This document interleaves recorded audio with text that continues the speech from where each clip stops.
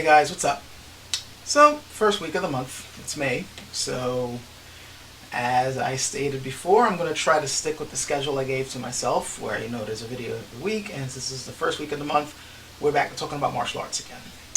I know I kind of messed up a little bit last month, but hopefully I'll make up for it this month. Now this is going to be less on technique and more discussion on things, particularly on Chinese martial arts, and this may end up being a bit of a ramble, and for that, again, I apologize, but hopefully you'll get something out of it and we can reach some type of point. But as you can tell by the title, we're discussing Chinese martial arts and particularly its perceived validity, its viability in combat. Criticisms of Chinese martial arts, in terms of how effective it is in combat, is nothing new. And these sort of criticisms seem to be getting put into the limelight again because, recently, we're now seeing challenges being put forth by a particular MMA fighter. He's been going around China and challenging so-called masters of Chinese martial arts and beating them handily. Like, they tend to be rather embarrassing displays for the guy, who's supposedly representing traditional Chinese martial arts, and this is yet another blow, I guess, to the image of Chinese martial arts. And this is concerning quite a few people, because obviously, Chinese martial artists who practice their art, they want their arts to be respected, and stuff like this is not exactly helping. And I'm seeing the typical responses, from the type of stuff you expect to see and hear. Oh, this guy isn't a proper master, or he wasn't prepared, or and of course this proves that it's not good enough, or maybe he should have done this, and other people going, well, we're beyond just straight fighting, whatever, the usual comments. Now, I'm looking at this and I'm just like, this is just a long, ongoing chain. This is nothing new. We've been seeing this in Chinese martial arts for quite some time. And I think I've touched on this in another video in the past before. My memory fails me at the moment, but I've talked about this before, on how criticisms in Chinese martial arts is not new. This is an old thing. It's older than me. It's older than you guys watching this. And it's going to continue, especially these days where there's a lot more emphasis in the development of MMA, and that also kind of ties into something I'm going to be pointing out later, so keep that in mind. But with MMA becoming more and more accepted around the world, more widespread, and with it getting more and more, mature, like MMA fighting, UFC fighting, all that has really evolved over time. People calling MMA nothing but ground and pound haven't been paying attention. There's been a lot of evolution in it. And, of course, with its evolution means, more complete fighters in there, more streamlined techniques and more effective techniques. And then these guys are going around, proving their effectiveness by beating other people, which, weird. It's funny how MMA is seen as this new thing, but it sort of has an old school mindset to it if you think about it. Especially with this guy now going around China challenging these so-called masters. Well, you look at Chinese martial arts history, this is not exactly, it's not a new development. A lot of old martial artists that got their fame by beating down other guys of established styles, But the criticism of these, styles is nothing new. It may seem to people that, Chinese martial arts is entering some new crisis period, but I see it more as an extension of what's been going on before. You can see hints of it, like, okay, for instance, Bruce Lee's movie Way of the Dragon. We know of it as Return of the Dragon in the West. Remember when he plays that character, who is at the restaurant, and the people in the restaurant are learning karate, and the guy teaching them karate, was kind of belittling Bruce Lee's characters. I forgot the name of that dude. Ao Long, that was his name. He's criticizing Ao Long's fighting style because Ao Long practiced Kung Fu. They called it Chinese boxing, of course, in the movie. And he's like, I've heard that, Chinese boxing lacks any real power. That implies that right there, there's already a criticism of the effectiveness of Chinese martial arts. This is way back in the freaking 70s, okay? Way back for me, anyway. It's not that way back in terms of human history, but you know what I mean. We're in 2018 now, but back in the 1970s, people were saying Chinese Kung Fu doesn't look all that good.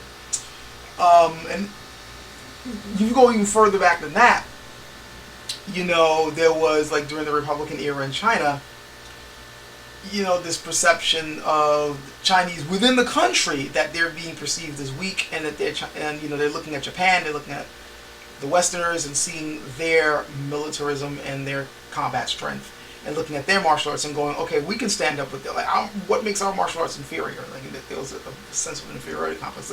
Now we got to showcase our martial arts and have our people learn this stuff, so that we're not going to be the weak guys. You know, the weak men of Asia. You know, that term. You know, we're not going to be the weak ones. We have a strong culture too. You know, and that's when the proliferation of Chinese martial arts manuals really started coming to the forefront during that time period. But right there, you can also see there was this perception. And you go back even further than that, and you'll see critiques here and there from certain martial arts masters, you know, lambasting, you know, people who they felt were not properly showcasing the fighting spirit of their art. Like, you know, there's that, you know, the essence is gone, you know, or, you know, people don't seem to understand how to use our weapons properly anymore. Or people are just doing a lot of flowery stuff without any real strength. In fact, there's a line, I don't know how to say it in Chinese, but it's a well-known, if you've practiced Chinese martial arts for any length of time, you most likely have heard this term, flowery fists and embroidered legs, which is a very literal translation of the term. I forgot exactly the actual Chinese phrase, but a better way to go about saying it would be showy boxing with fancy footwork. It's a way of belittling your style. Basically saying, oh, you know, flowery fists and embroidered legs. You know, you look pretty, but there's no combat strength to what you're doing. And this is an old phrase, you know, and this was a term used by Chinese martial artists about other Chinese martial artists. So this just goes to show that combat effectiveness in Chinese martial arts is something that's been questioned for quite some time. So again, these new videos popping up, though they're definitely going to be causing concern among, you know, those who care about the validity, the combat strength of their fighting art and how valid it is in combat. Yeah, I can understand it causing them some stress, but they got to realize that this is a constant thing. This is something that's been going on quite some time now. It's a constant criticism, even amongst their own. I mean, hell, remember this book? Chinese, this book that I brought up before. I don't know why I still have this freaking tag on the cover. What the hell is that? But yeah, if we open it up, there's something even in here, a phrase. Our Chinese martial arts have been degraded into street performances played by street performers. That quote was from Wan Laisheng, who lived from 1903 to 1995. He's a lineage holder of the Natural School of Boxing.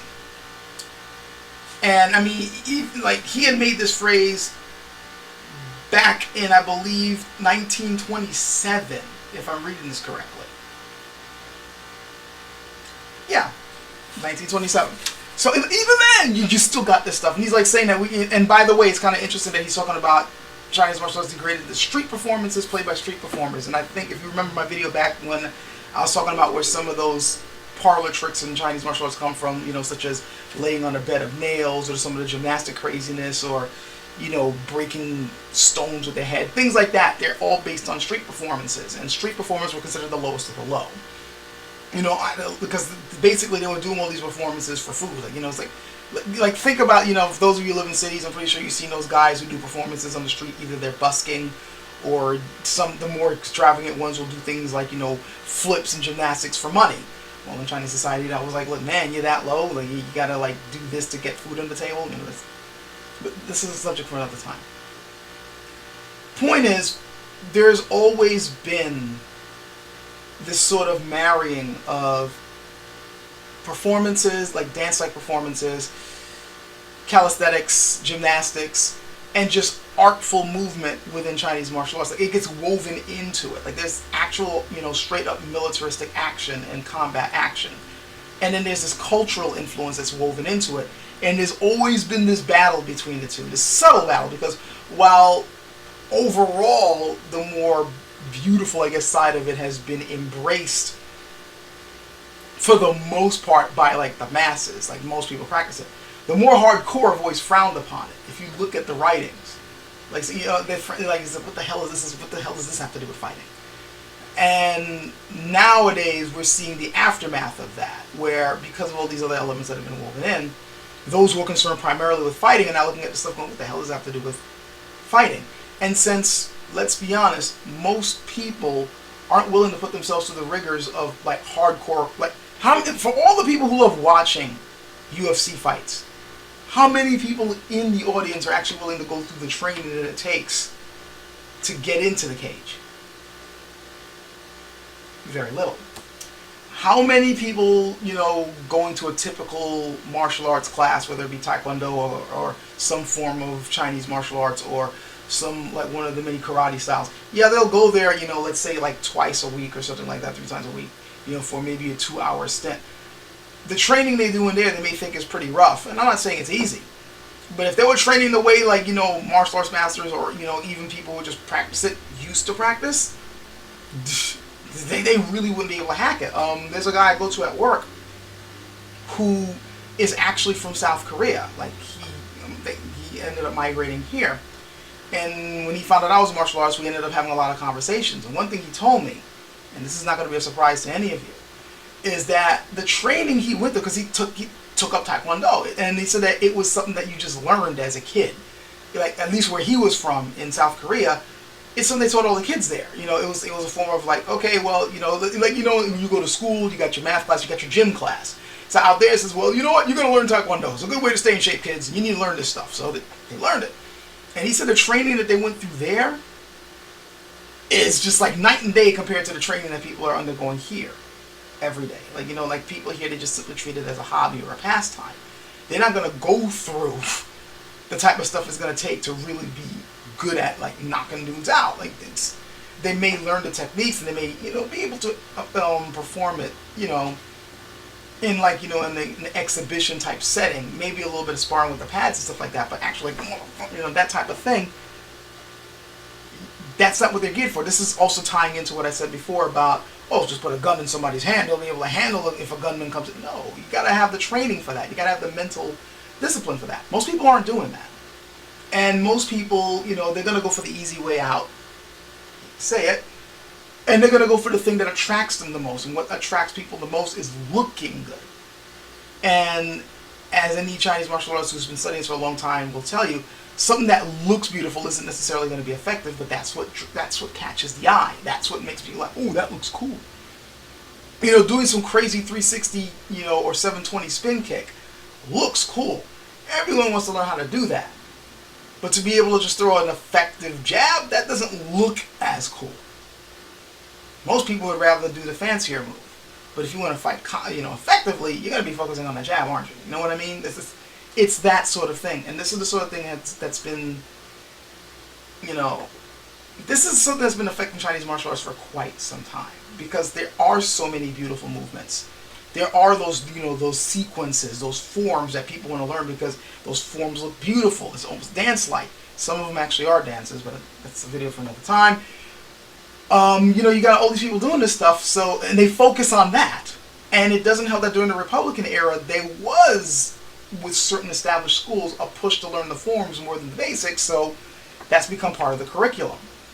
People are focusing on, like, if you're just learning it as like a hobby or just something just to stay in shape, then it doesn't really matter how you're practicing it, I guess, though I have my own opinions on it, and you guys have heard me before.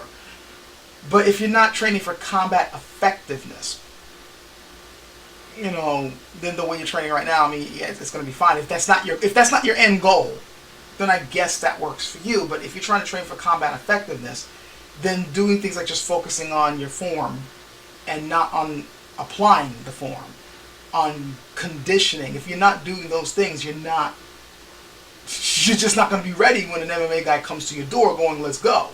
He's just not. And it's apparent with the videos that we've recently seen. Like, these guys are training on a completely different paradigm. These are guys who either they're practicing for meditation or for longevity, or to simply preserve the art form. There are some people who are like, not many people are practicing this anymore, the art's going to die out, I need to preserve the form. Not necessarily the combat effectiveness, the art itself. It's hard for me to explain, but it's just basically like the movement, how to train in it, like they're turning themselves into an encyclopedia so that they can like be able to pass it down to somebody else to keep the art alive. And the emphasis is on being able to do the form just right, the feeling of it just right, knowing all the movements, the names, like I said, the forms, the weapons, and all that, so that they'll, you know, when the master who taught them dies, at least someone else knows it and will be able to pass it on.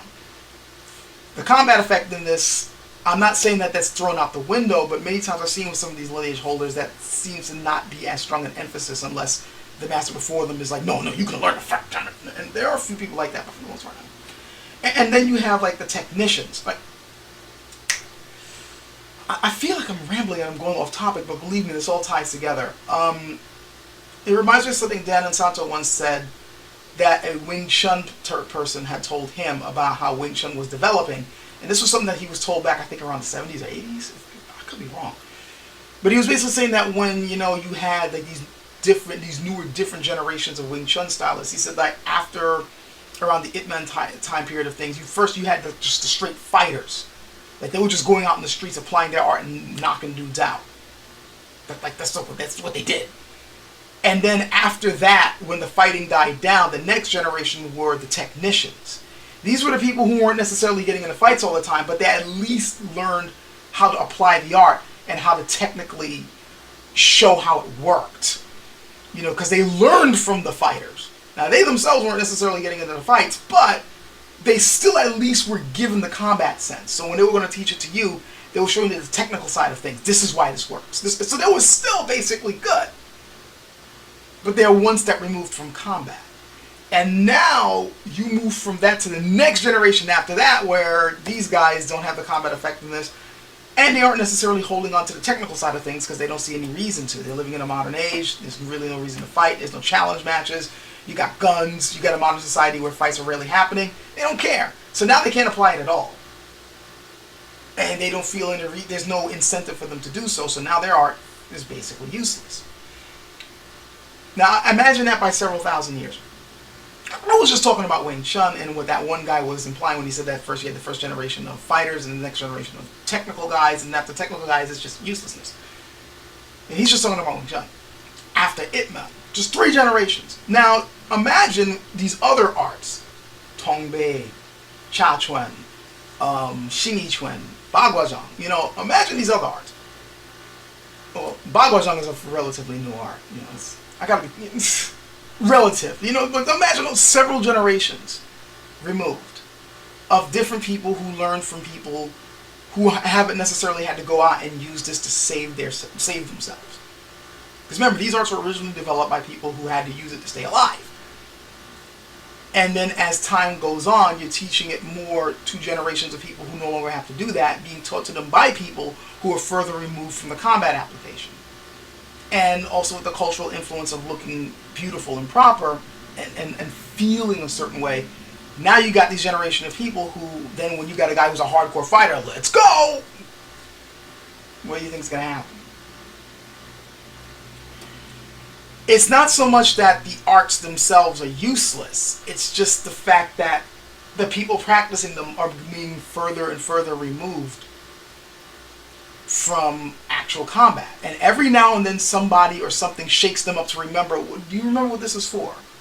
Or do you remember the original reason why this was done? And if you haven't forgotten that you're not training in that way, well, this is what's going to happen to you. Wake up. You've had people every now and then try to shake people out of the complacency that they're in their art. And this isn't, by the way, that last thing I just said is not exclusive to Chinese martial arts. Every traditional art, if you can think about it, has had some sort of shake-up. And depending on how they react to it and depending on the culture itself, depends on how quickly they wake up and jump back into it. Taekwondo, for instance, is now some people are beginning, like, I remember Taekwondo used to be made fun of by people for years. Oh, the kicks look pretty, but these guys, all they can do is fight at long range, they telegraph too much. Once you get inside, you can knock them out. People were talking shit about Taekwondo for years, especially because of the way it's usually practiced in the West. But now we're beginning to see dudes in, you know, MMA fights, UFC fights, who have a background in Taekwondo, and they're knocking people out using kicks that people originally thought were useless because they had that shake-up. So, no, remember, there was a time when this stuff was used to fight with, or at least had some fighting, you know, application to it. Nowadays, people are like, it's useless. Then you got guys like Yair Rodriguez who show up, and, well, the guy's making a name for himself. Kung Lei, who's considered a legend in the early days of all this stuff, he has a background in Taekwondo. You know, like, people can make this stuff work as long as they got that right mindset to use it. You know, there's a time, again, like I said, UFC has developed over the years, and people thought grappling was the only way to fight, and now you see strikers, they're doing their thing.